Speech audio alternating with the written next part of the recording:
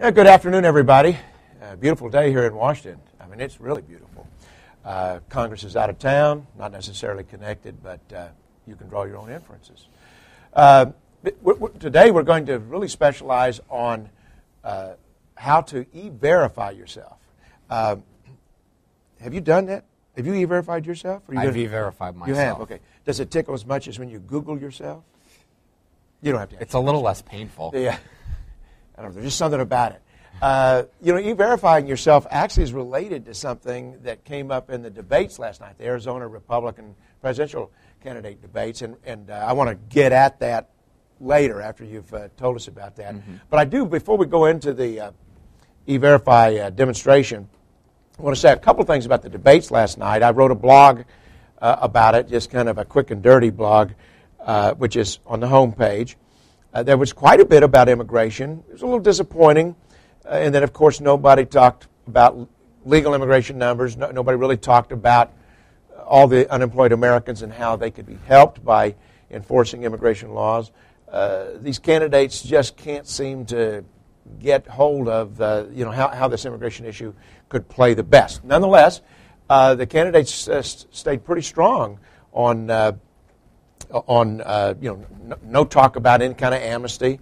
Gingrich didn't talk about amnesty and grandmothers last time. That was an improvement. And Gingrich had a couple of really great responses that you can read about on the blog. But probably the most important thing was what Romney did. Romney made the most direct, bold, all-encompassing support for mandatory e-verify of any presidential candidate this time around. And really, it probably matches anything that was stated even by Tom Tancredo, I think, during his run for the president 4 years ago. Essentially, Romney there in Arizona said the answer to illegal immigration is primarily what Arizona has done, which is to require every employer to use e-verify. He talked about the statistics showing that the illegal population has dropped considerably in Arizona. And he said that Arizona's mandatory e-verify law is the model for the whole nation. So we upgraded Romney's rating on e-verify today to an excellent. We also upgraded his rating from last night to an excellent on punishing businesses that violate the law. He now matches Gingrich, who also has an excellent on that category. What Romney said last night was that businesses that violate the law by hiring illegal aliens should be treated the same way as businesses that don't pay their taxes, which I think is just about as that's about as tough of a threat as you can make inside the federal government. So all in all, Romney's grade overall that caused his grade to increase from a C+ to a B-. So overall, Romney's up to B-. Santorum is still rated as an A-, although his comments on immigration last night were not really quite as good, and he stumbled on one place where he talked about, he was kind of pushed, would you require homeowners to do the same thing as businesses? You use e-verify, and he said, well, I think that's a step too far. Well, homeowners verifying their own worker, not a whole lot different than verifying yourself. How do we self-verify, and when did is this just come available in the last month? Well, it's something, it just came available within the last week or so, nationwide. But Department of Homeland Security and U.S. Citizenship and Immigration Services, which oversees the self-check part of the e-verify system, they've actually had this up and running for just about a year now. They started it. Is that kind of like a pilot project? Right. They started a pilot project in the states that had mandatory e-verify laws. So it was in Arizona and Mississippi and South Carolina, and we had it here in Virginia as well. But then, like I said, about in the fall, they opened it up to about 30 states, and then, like I said, just about a week or so ago, they opened it up to all 50 states. So now everybody out there can go ahead and self-e-verify themselves and see if they're eligible to work in the United States. So, okay. Well, we put together a little video that shows you exactly how simple the process is. It took me, I've actually verified myself a couple times But you're allowed to do it twice? Well, or more than once? I found out this afternoon you're only allowed to do it about twice per day, and then it locks you out. I got locked out later today, but I was going through the whole thing just to make sure that I got the flow of it right. But, I mean, really it's simple. It's one form. You confirm your information, and like I said, we have a video to show you exactly how to get it done. So there you see our front page on your screen. If you go up into your browser, the website, you can do a Google or a Yahoo search for self-check, but it's uscis.gov/self-check. But we're going to have a link on our website to do this too, aren't we? We're going to have it on the E-Verify search page, right? All right. So when you come to this page, there's lots of little buttons that you can push. Frequently asked questions, myths about both E-Verify and the self-check. Really make sure that they protect your privacy and that they really let people know that employers can't use the self-check to E-Verify future employees. So you check the self-check, and now what do we do? Right. Here? Once you check the self-check, it brings you to a privacy, their legal statements to make sure. It's just basically telling you that we're going to protect your privacy. Would you like to proceed? You check the box, and then you can either continue in English, and they also offer it in Spanish. So it brings you to this little simple form, and all they ask you for is your first and last name, your date of birth. As you'll see, we put in my name, and then, we're going to cover up some of my personal information, but put in the... You're a chicken. Enter in your date of birth.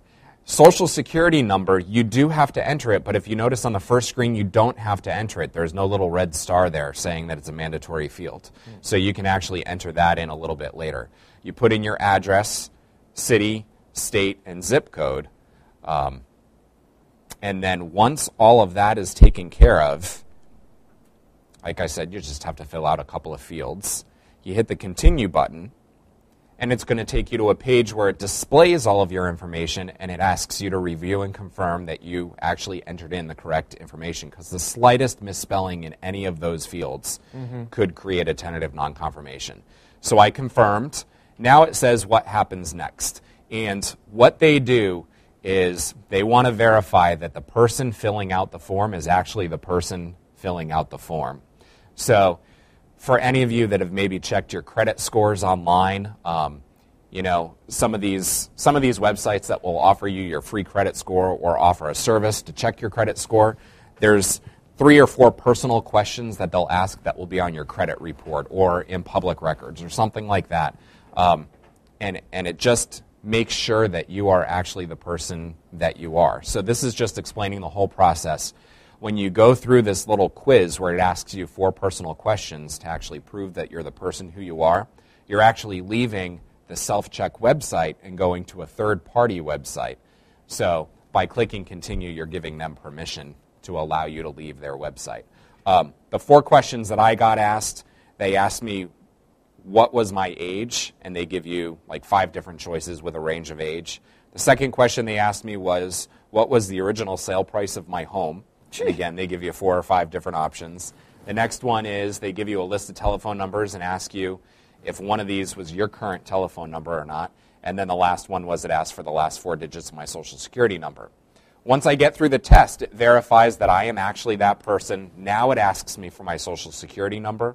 I put that in. Citizenship status, I put a U.S. citizen, and it said you can either use a Social Security number or a passport number. So I used a Social Security number and hit the button, and there I am. I'm work authorized to work in the United States. So right there, because I got a confirmation, an immediate confirmation, it tells you you got confirmed and gives you some different scenarios, what might happen. Ileana, you can take that down.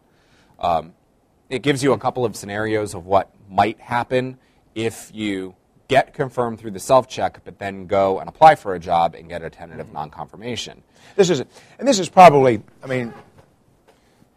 frankly, there's 2 types of people who probably have the most to gain from this. One of them is immigrants. Right. Because we know that the errors in the system there's hardly any errors for native-born citizens. but there's a lot more errors in the immigration records. So legal immigrants would have a lot of reason to use this ahead of time, clean it up. And the other one is married women, especially recently married women, because often they've not notified Social Security Administration of their name change. Right. But on the other hand, there may be all kinds of reasons. It's a way that anybody can actually find out whether the Social Security Administration has some records messed up about them. Right, and I think that's an important point. One of those screens that we went through when we did the self-check, when we just showed the video, it said that what it's doing is it's comparing the information that you submit with what's on file with DHS and with the Social Security Administration. And I think that's a key point because there are not a lot of people, but there are some people that are concerned about E-Verify because they think it's this big new national database. It's not a big new national database. It just accesses information that the government already has on you. And you have to be in the Social Security Administration if you're working legally in the United States. And if you're an immigrant, you have to be in the DHS database. So these are databases that basically, just by working, I volunteered for the government to put me into these databases. And again, the point of verifying yourself is not that there's some huge problem if you go and apply and you get a tentative non-confirmation, because first of all, the employer can only run you through E-Verify after they've hired you. Correct. When we hired Andrew Good, who's going to be on here in a minute, when we hired him about a year ago, we weren't allowed to do these checks on him ahead of time. Right. We had to decide whether we wanted him or not. Once we hired him, though, at that point, and he was an employee, then we ran him through the E-Verify. If it had turned out that he got a tentative non-confirmation, he already had a job, and it tells you specifically you can't lay this person off. This person is already working. So if there's a problem in the system, it's not going to hurt the worker. No. So that's kind of, but it's nonetheless. A lot of people are just going to say, I'd rather, it's some people may feel a little embarrassed. They shouldn't, but they may feel embarrassed if it doesn't come through right. So the self-verifying is a nice function. There is some controversy on it, though, in the sense that, don't we fear a little bit that some illegal aliens who have stolen identities may be using this just to make sure that they've got a good stolen identity? Right. They could. But again, that's why it's asking you those security questions. I think I've self-e-verified myself 4 or 5 times now, and I've never gotten those 4 little questions that it asks you to verify your identity. I've never gotten the same questions twice. So I've been asked like at least 20 different questions since I've verified myself a couple times. To the extent that any of us are concerned about Big Brother, and I would think most of us are a little bit. Right. This is kind of scary because it shows they already know all this stuff about us. In other words, right. But remember, as I said in the video, this is not the government. It actually asks your permission. It's going and using like a third-party credit bureau. This is the thing. It's not a question like, well, the government knows something about us. Yeah, but so does everybody else. It's it's the cat is out of the bag. And through that privacy policy, it says explicitly that by you leaving this website to verify your identity, none of the information on that quiz or your responses are shared with DHS, even when you come back. So you completely leave the DHS website, get your information verified, and then all they do is tell DHS whether or not you're the person who you say you are.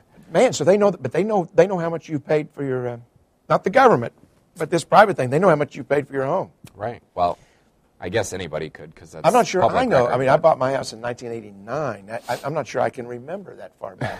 So that's kind of interesting, isn't it? Now, you said at one point on the first page, you said you're not required to put your Social Security number there. Well, you're not required to put your Social Security number in at first. But where was it that they asked for it later? So again, going through the process, the first step was I put in my name, my date of birth, and my address. Mm-hmm. And then the next step was to confirm that I put in my name, my date of birth, and my address correctly. Then it took me to the quiz. I answered 4 questions. Once it verified who I was, then I put in my Social Security number. Okay. So told them that I was a U.S. citizen and I was using You can't get out of it without a Social Security number, right? Or a passport number, right? Which is important to note because if you're actually applying for a real job, there's dozens more documents that you can use to get through E-Verify when you're applying. You don't have to have just a Social Security number or a passport. So once again, we don't have it today, but we need to have this by tomorrow. On our E-Verify page, which is, how do we get to the E-Verify page? NumbersUSA.org/E-Verify. And no dash in the E-Verify. Or just go to NumbersUSA.org and right there's a big, huge E-Verify logo and click on the E-Verify logo. And on .com, you can actually find it under Resources. It's under Enforcement, and then under Enforcement, there's a menu called Workplace Verification. But the .org is the best place because it just jumps out at you. The .com just takes you to the .org. But if somebody wants to do it between now and later today when we get this thing up, is there another way to get there? Well, the way to get to the self-check is it's USCIS. We actually have a graphic of the website. Okay. There it is, uscis.gov/self-check. But again, if you go to either Google or Yahoo, I haven't tried the other search engines, but I've tried those two, and just search for self-check, it's the number 1 response on so that's both. an easy thing to remember. All right, now... E-Verify self-check, sorry. You got to Google E-Verify self-check. Go ahead and roll in here, Andrew. See if you've got an attitude about this, too. Those of you who haven't been on the webcast before, this is Chris Shimolenski. I think he's been identified underneath head of our director of our content and activism, and Andrew Good, who's the director of our LEAP program, Local Power.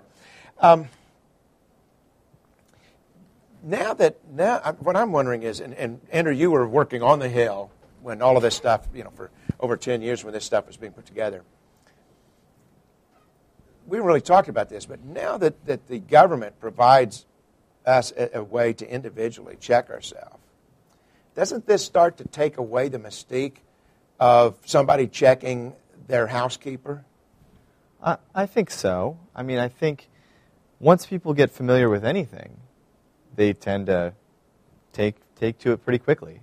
I think you see that with all kinds of other technologies in America. I mean, you've got this baloney that's a presidential candidate word, by the way. It's been used a lot this year, and I'm picking up on it because I like to pick up the trendy words.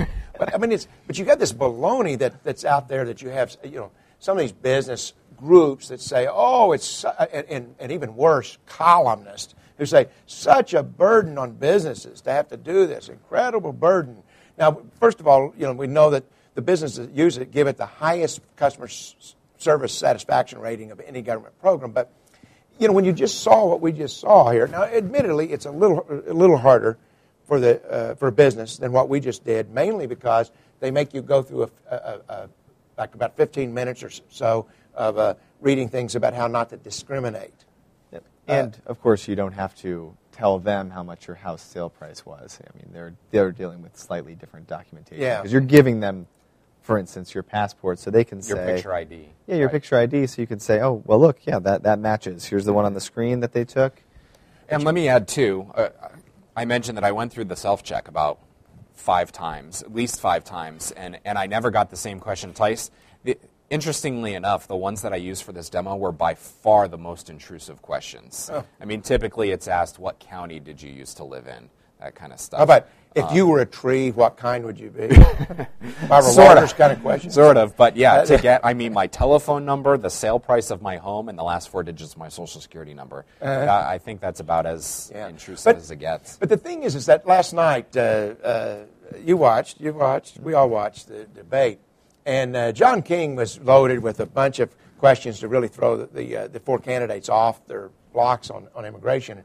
And so all of a sudden, it's like after Romney made his big impassioned thing about E-Verify, John King, CNN moderator, goes to Santorum and says, so some people are saying that to be fair, individuals ought to have to follow the same rules as businesses. And I think it's something Santorum, to be fair, just hadn't thought about. But you can see Santorum, he says, so are you going to require all the homeowners to use E-Verify on their housekeepers or their babysitters and that stuff? And you could just see Santorum go, oh, it's like, that sounds pretty intrusive. That sounds like really onerous. And so that's why he said, well, that's a step too far. I think I really think that Santorum, because of his commitment to a lot of stuff, would back off of that eventually. But this has been, I know there's a big fight in Congress about whether the Lamar Smith's bill, 2885, would require people with one employee to do it. In the end, the bill requires it, right? Right. And the reason they did it is that it's not a big deal. It's going to basically be as easy to you've got somebody, let's say it's somebody that just now came, that you picked up right off the street. They came to I had a guy the other day that came to my door and wanted to work for food, kind of thing. And, well, I'm kind of, right now I don't have much I can do about that. So I did. I mean, I admit I paid him to do 4 hours of work for me, a little bit of stuff. But the thing is that in the future, it ought to be a situation where he comes there and I go, okay, let me see your driver's license or something, and I just go to my computer, and like 10 minutes later, at the most. Oh yeah. I've e-verified the person, and then I know that the person who's doing a little odd job for me is legal. That's going to be a tremendous thing. But you can see the open borders people trying to scare. I mean, the thing that John King did was designed to terrify people that they might have to e-verify their babysitters. But you know what? I mean, wouldn't you kind of want to know who's in your house anyway? So I think this is a big step forward. I guess we'll encourage anybody that has any kind of anybody who finds any issues with this should email us. Just go on our help desk and leave us a message, and we'll see. Well, yeah, to your point, people are already have gotten accustomed to checking their neighborhood or potential neighborhood for sex offenders, or or finding out like if somebody. I mean, you get references for your people who are taking care of your kids. So this doesn't seem like a different vein from that. Yeah, good. Well, just to move on to one other subject before the end of our webcast today is the grade cards. We've been asking, for over a month, we've been asking our members to make phone calls to offices to comment about their grade cards after the first year of this Congress, to send faxes about them. One thing that we've put up, Joe, this went up yesterday. It's up. Joe Jenkins is behind the camera as usual back there, and Joe's our researcher, writer. This is kind of this is an early bird fax. The first 5 people in a first 10 congressional districts. I'm glad we didn't make it 12. Joe would have had to take a shoe off back there. But the first 10 people in a congressional district who come onto the action board each morning will see a fax that they can send that sends the actual grade card. The reason we aren't letting everybody just do this by tons every day is it probably is too much to have 100 grade cards coming in to the office. But what we want is every day, every single day, we want the staffers in every office to see this. Now, okay, here's an example. Do we see? There it is. Grade card. That's what you'll see. Send your representative his or her immigration grade card. So when you click on it, does this click? The video doesn't click. It just stops right there. Oh, okay. Do we have another picture? No, that's it. Don't have another picture, right? Okay. Oh, well, we have a picture of what it looks like. What you're faxing. But once you click on it, you will see the grade card of your member, which it looks like this. Just leave that up. Right.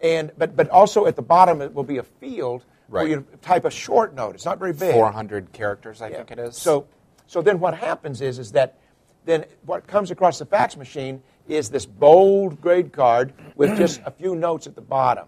And so I really want to encourage those of you who get up at a decent time to look for this, and actually look for it any time, because maybe you got people who not many people get up early in your district. And we want to see these things coming in every day. Now, is there something about this? Yeah, go ahead. Well, okay. So we pulled up 2 examples just to give you, to give the viewers. Can we look at the other one first? Or? Well, here we go. Yeah, okay. Let's look at Bilbray. So first we have Brian Bilbray, who is is it the chair? Yeah. The chair of the Immigration Reform Caucus. Wanted to make sure I used the right word. Yeah. So Congressman Bill Bray from San Diego. He's a 5-for-5er, and he was on your top 10 blog that posted about a week and a half ago. So this is what you would see if you had a super-duper member of Congress. So he's got an A+ this Congress. He's also got an A+ recent over the last 2 Congresses. Right. And then he's got a career A grade, and you can see the 8 different categories or 9 different categories. He's got an A+ in almost all of them. And then there's just 2 areas where he hasn't sponsored any bills or done anything. Which is the only reason he gets a B+, right. Status quo. So on the status quo, that brings him down a bit. But, it's these congressmen are just like anybody else. If they've got great grades, that's going to be fun for them to see, oh, my constituents know that I'm doing well. Right. And you can use those 400 characters that you have to praise them. Thank you for having an A+. Boy, positive encouragement. This is one thing we hear all the time on the Hill, is from members, they say, I was a newspaper reporter for 2 decades, and the number of times that you hear from people who are complaining about story compared to people who call to praise you, So a praising phone call or fax is very powerful on the Hill. So these are ones that we want to do. Now, by the way, some of you are going to see ones that where maybe a member is getting a D, but they have one subject that they've got an A in. I've always found and advocated that it's very effective to start off by going, glad to see you've got an A in X category. Thank you for doing that. And then go on to say, but I'd like to see more of that, and then name some other category. It's just that's human nature, and it works better for the members. Now here's a different kind of one, which actually it sort of ties into what you were just saying. And most people are going to see grade cards more like this. Right. So this is Frank Wolf from right here in Northern Virginia, and he's got a B, so he's got a good grade. But as you can see, it's because he's got 2 A+s in 2 different categories, but then in the other categories he's got failed to act. So the reason why he has the B is because his failed to acts bring down his status quo grade, giving him not an A, but a B instead. So this is an example where you could praise Wolf for having the A+s in 2 categories, but then I wouldn't criticize him, but maybe just really disappointed. Encourage him. Yeah, disappointed that you aren't. We need you to moving in that direction. Obviously, some of your people. There's a lot of people who have F's up there, and there's nothing to praise. Right. Although some may actually have a better grade in the past. But if you don't have anything to praise, then obviously you just got to blast them. But this is something I hope that all of you will really look for. And it may be a while before you get to see it in your district. And they'll see it not only for the House members, but of course for the Senate as well. That's going to be fun. We've got some indications that all of these faxes and phone calls are stirring things up on the Hill. I'm trying to think of some of the stories we've heard from our Hill team. Well, and to use another presidential season word, frankly, these grade cards are so unique. And I remember before, they've become more well-known. 8 years ago or so, 8 to 10 years ago, a freshman member would come in and ask you, well, what is this? What do you know about this? But now we do the candidate surveys. Everybody knows about NumbersUSA. But the great thing about them, especially for these young staffers, is that it shows every action. And that is so unique. You can really look back and see anything that you've done in the past, because there's no good clearinghouse way to do that. Right.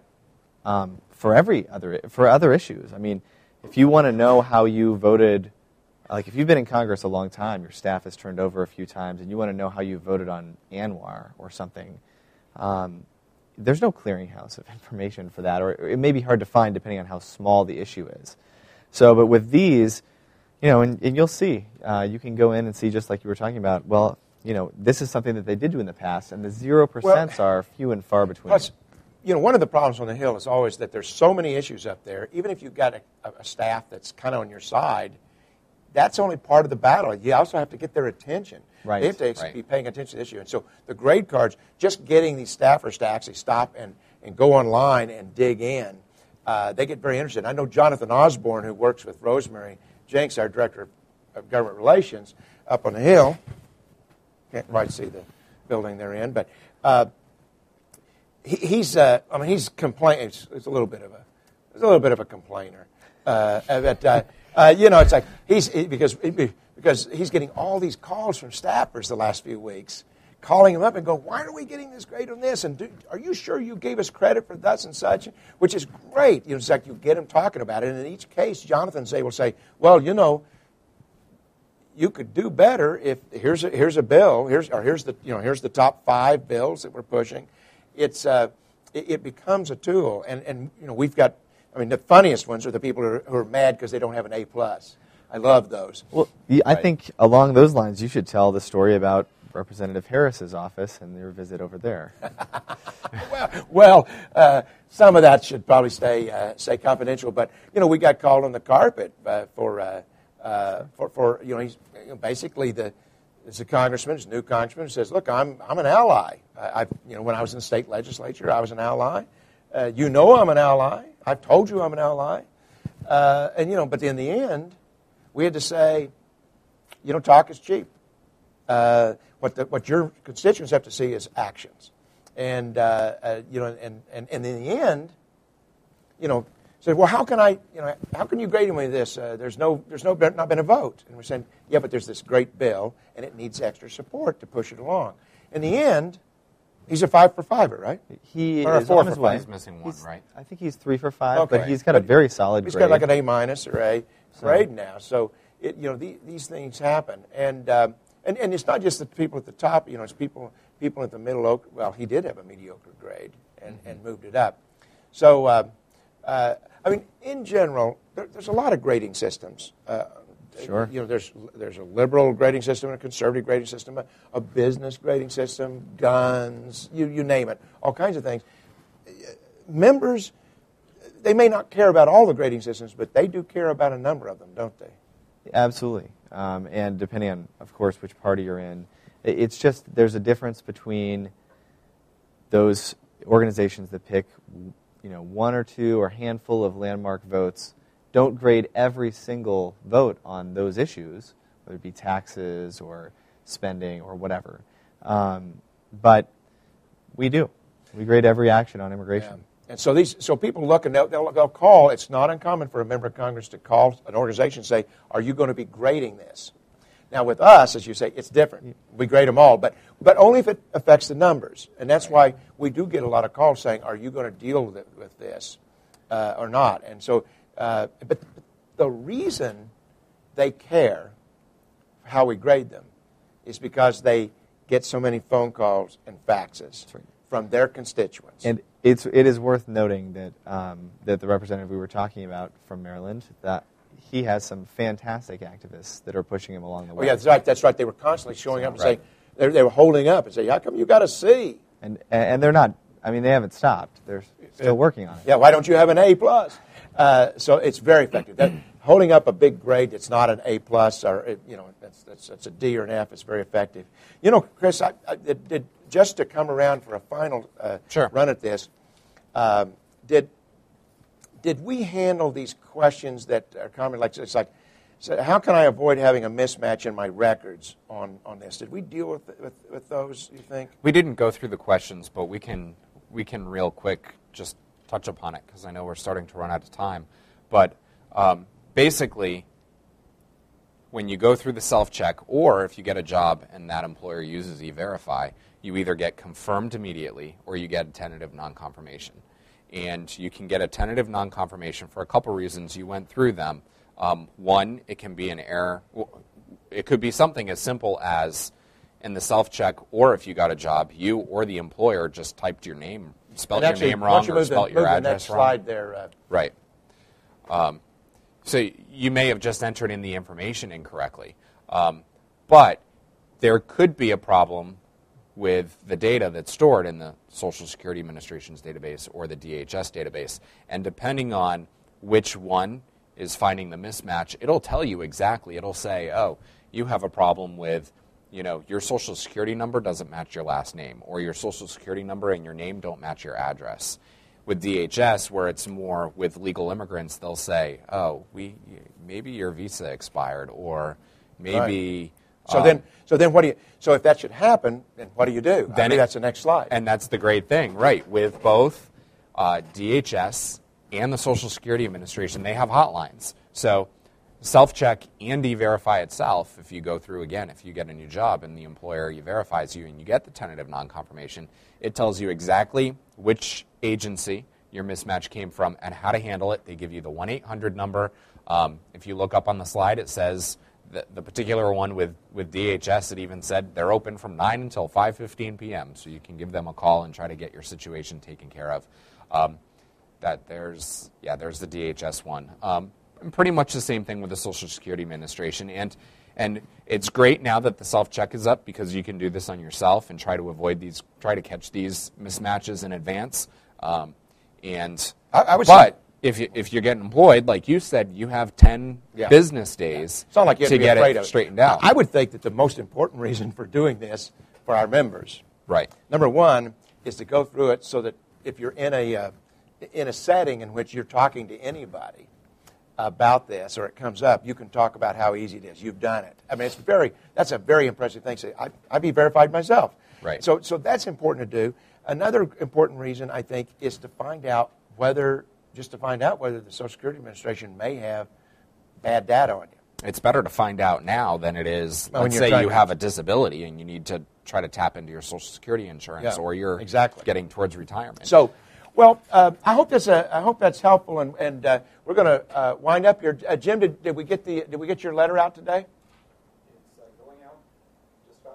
All right. So Dan Marsh is back at the computer board trying to get Jim's letter out this afternoon. I hope you'll take a look at it. It's a very interesting letter today, and that Jim earlier this week happened to be in touch with a lot of our people who live along the border, and he includes in the letter today some very interesting little stories from many of you and from our members. So I hope you'll look for that in your inbox. Thanks for joining us today, and we will be back with you next Thursday afternoon.